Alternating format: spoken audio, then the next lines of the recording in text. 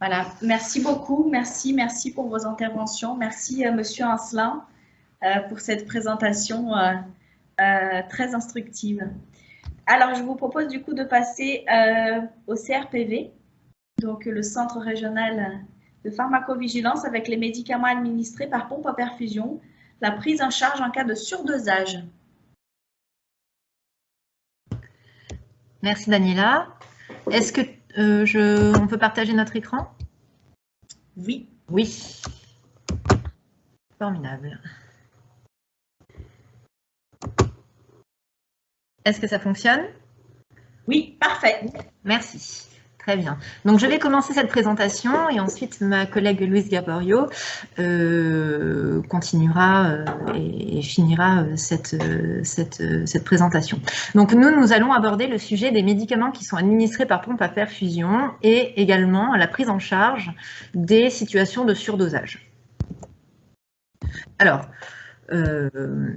très clairement, quand on se pose la question de savoir quels médicaments sont concernés par ces systèmes, par l'administration, par système actif de perfusion, la liste est longue. La liste est longue. Les principales grandes classes concernées, ce sont, vous le savez tous, les chimiothérapies, les antibiotiques, certains antalgiques comme les morphiniques, les produits de nutrition parentérale, mais également d'autres principes actifs, d'autres médicaments comme les insulines, les héparines, le chlorure de potassium, certains médicaments dérivés du sang, des solutés ioniques, des benzodiazépines comme le midazolam, bref, la liste est longue.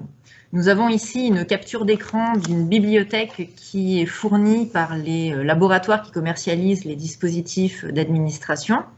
Alors, ces bibliothèques dépendent, sont proposées selon les desiderata des services qui utilisent les dispositifs médicaux. Donc là, c'est un exemple parmi tant d'autres, mais exemple qui nous montre bien que, effectivement, cette liste est longue et vous nous en voudrez pas, on n'a pas fait de liste exhaustive. En tout cas, beaucoup de molécules peuvent être concernées par l'administration via ces systèmes de pompe à perfusion.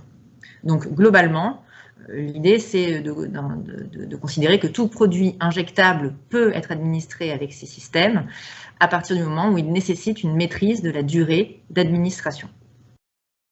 Alors, pour aller un petit peu plus loin, on vous parle ici d'un gros travail qu'ont fait le réseau des Omédites, et notamment notre Omédite des Hauts-de-France, via le travail Perfadom. Perfadom pour perfusion à domicile. Vous pouvez trouver toutes les informations que je vous décris ici sur le site de l'Omédite Hauts-de-France, le lien au-dessus. Travail effectué par Réseau Médite sur les perfusions à domicile avec des outils proposés extrêmement pratiques et notamment, c'est pour ça initialement que nous en parlons, un référentiel des produits administrables par perfusion. Vous avez sur ce référentiel, que vous retrouvez donc sur le site de l'Omédite des Hauts-de-France, une liste des produits administrables ainsi que des informations très pratiques sur les modalités d'administration, notamment les systèmes que vous pouvez utiliser pour administrer ces produits et comment les administrer avec également des indications pratiques sur, par exemple, les posologies administrées, la voie d'administration, le type de dilution et encore d'autres détails que vous pouvez retrouver sur ce document. Donc encore un lien qui permet d'avoir une liste de produits qui peuvent être administrés via des perfusions. J'en profite pour continuer à parler de ce Perfadom. Vous pouvez retrouver également sur ce site des recommandations de bonne dispensation des perfusions à domicile, qui a été développé par l'ACL et Europharmat. Vous retrouvez également sur ce site un arbre décisionnel de pertinence des modes de perfusion à domicile. Donc vraiment, c'est une réflexion globale sur l'usage de ces perfusions. Et enfin, je ne m'attarde pas parce que ce n'est pas trop le sujet de notre présentation, un formulaire de prescription des perfusions à domicile. Donc, tout ça dans l'objectif, bien sûr, de limiter les erreurs d'utilisation de ces produits via ces perfusions. Je laisse la parole à ma consoeur. Donc, une fois qu'on s'est un peu posé la question de quels médicaments sont finalement impliqués par l'administration par des systèmes actifs de perfusion, nous on s'est posé la question de la toxicité finalement qui était retrouvée en réel, et donc on est parti pour ça des cas qu'on a dans notre base nationale de pharmacovigilance, donc base qui recense tous les signalements d'effets indésirables médicamenteux donc au niveau national, avec une régionalisation, mais là on est parti des cas nationaux. Donc pour ça on a utilisé différents termes, puisque chaque cas est codé avec des termes d'un dictionnaire, donc le dictionnaire MEDRA, et on a ajouté différents éléments dans notre requête pour avoir les cas qui correspondent à cette problématique.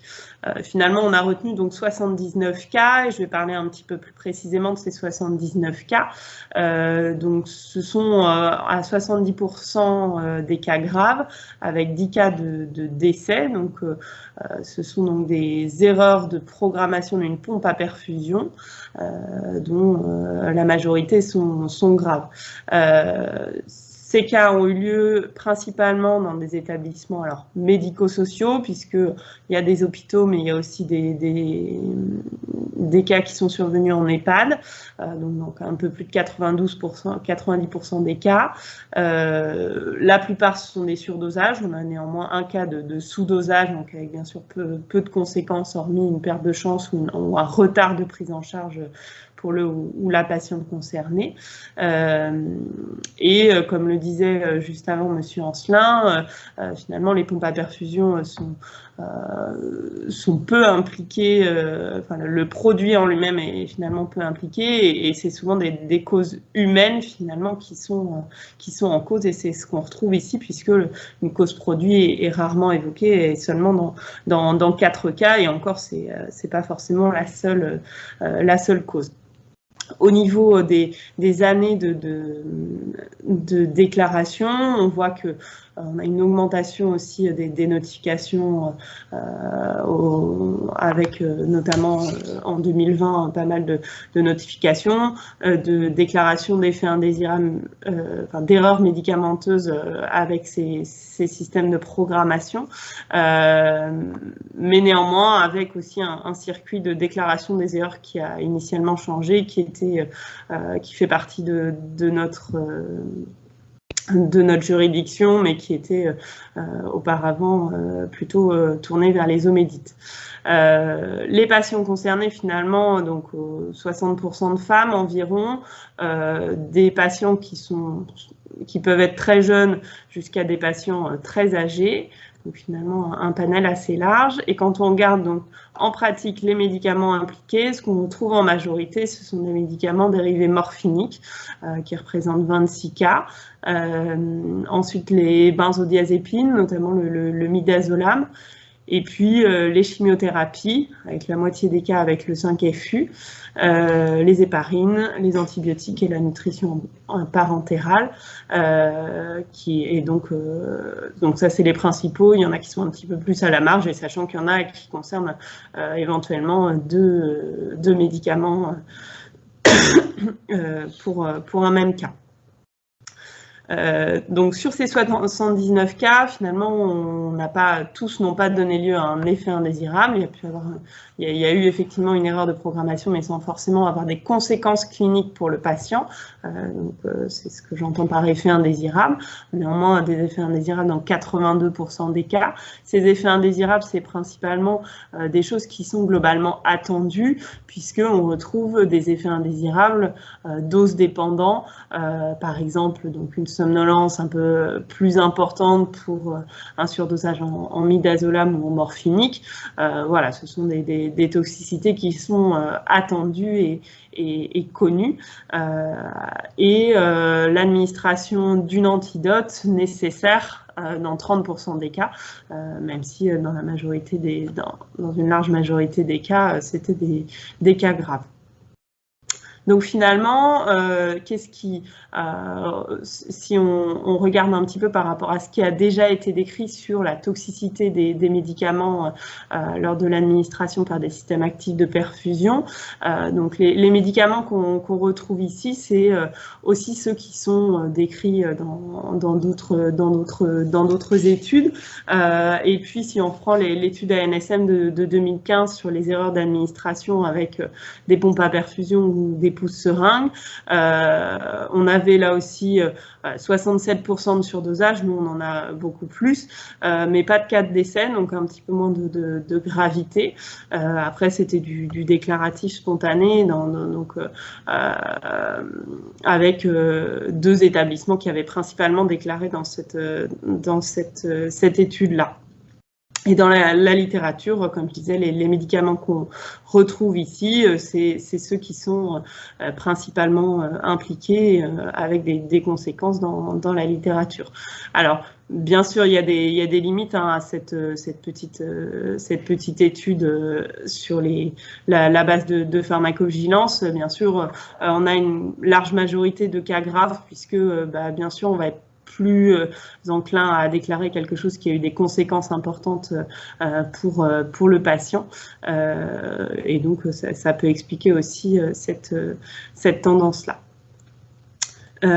Donc, si je reviens un petit peu donc sur la toxicité, donc la prise en charge en cas de surdosage, quand il y a eu effectivement, on constate finalement un surdosage lié à une erreur de programmation d'une pompe à perfusion. Alors, pas faire une conduite à tenir qui est générale pour tous les médicaments. On s'est focalisé sur les chimiothérapies puisque c'était un petit peu à la genèse de ce travail-là. Donc, c'est des recommandations qui restent très générales, donc bien sûr arrêter la perfusion, informer le patient et l'équipe médicale, se poser la question de l'administration de l'antidote et pour ça, je pense que Monsieur Azouz du CAP va détailler un petit peu ce point-là, en tout cas prendre contact avec bien sûr le CAP, bien sûr mettre en place une surveillance clinique biologique du patient. En fonction de la chimio,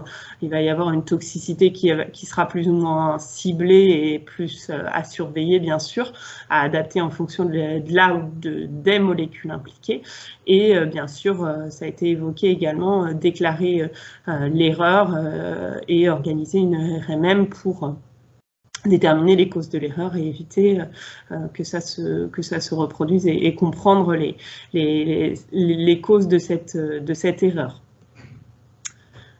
Sur les effets indésirables qu'on peut observer, donc bien sûr, avec les chimiothérapies toujours, ça reste des médicaments à index thérapeutique étroit. Les principales conséquences, elles sont liées à leur mécanisme d'action et elles vont être principalement sur les tissus qui sont à ce qu'on appelle un potentiel prolifératif élevé, donc une toxicité au niveau de la moelle osseuse, une myélosuppression qui est là encore attendue, et une toxicité également au niveau de la muqueuse digestive, donc avec des diarrhées, mucites et stomatites.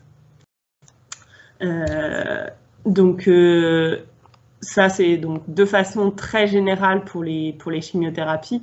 Bien sûr, en fonction des molécules, je vous ai mis quelques exemples ici, bien sûr, la liste n'est absolument pas exhaustive. On va avoir une toxicité qui sera plus ou moins ciblée sur un organe, en plus de cette toxicité attendue des chimiothérapies et de façon générale sur les chimiothérapies, avec, donc, par exemple, pour le méthotrexate, une toxicité rénale, pour l'ifosfamine, une toxicité au niveau neurologique, et avec en regard pour certains cytotoxiques des antidotes qui existent, et là encore ce sera détaillé dans la présentation suivante sur la disponibilité et les conditions d'utilisation, mais voilà, des antidotes qui existent, le voraxase pour le méthotrexate et le triacétate d'uridine pour le 5-FU par exemple. Donc, si je synthétise un petit peu, finalement, parmi les médicaments qui sont administrés en pompe à perfusion, ce sont, comme ils nécessitent une administration contrôlée, des médicaments souvent à marge thérapeutique étroite, mais pas uniquement. Puisqu'on retrouve parmi les médicaments impliqués donc dans des erreurs, en tout cas avec des conséquences importantes, donc les cytotoxiques, les chimiothérapies, mais également les morphiniques et les benzodiazépines qui ne sont pas forcément à marge thérapeutique étroite, mais néanmoins qui peuvent avoir des conséquences importantes pour le patient.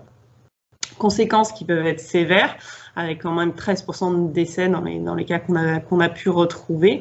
Une toxicité qui est elle, attendue, puisque dose dépendante finalement, donc globalement, on va savoir quoi surveiller chez ces patients-là. Toujours penser à l'existence et à la possibilité d'administrer une antidote, et pour ça contacter bien sûr le CAP, et dans ces situations-là, bien sûr, absolument la nécessité de déclarer, bien sûr. Donc, pour donc ces erreurs, quand il y a un cas de surdosage, donc dans un contexte d'erreur, ça concerne bien sûr la pharmacovigilance, avec donc un même site qui a déjà été évoqué pour déclarer, donc le site de la DGS, donc signalement santé, avec une régionalisation pour nous, puisque le CRPV de Lille va gérer donc les signalements qui émanent des départements 59 et 62, alors que il y a également un CRPV au niveau d'Amiens, en tout cas pour les Hauts-de-France, qui va gérer la Picardie. N'hésitez pas